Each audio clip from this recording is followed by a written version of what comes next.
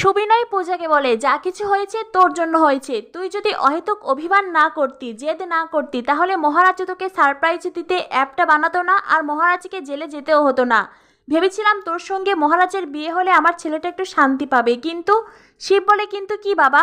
সুবিনয় বলে, কিন্তু মহারাজের বিয়ের পর থেকে শুধু অশান্তি আর অশান্তি। সুবিনয়ের এমন কথায় পূজা ভীষণ আঘাত পেয়েছে। এদিকে দেখা যায় মহারাজ লকআপের বাহিরে। সুবিনয়, পূর্ণিমা, প্রিয়াঙ্কা, সোম সকলেই সেখানে উপস্থিত। মহারাজ বলে, আসল অপরাধী এইবার সামনে আসবেই। পূজা বলে, এইবার সবকিছু প্রমাণ করে দেওয়ার পালা, আর সেটা আজই। পূর্ণিমা বলে, আমি নিজের হাতে আসল অপরাধীকে শাস্তি দেব।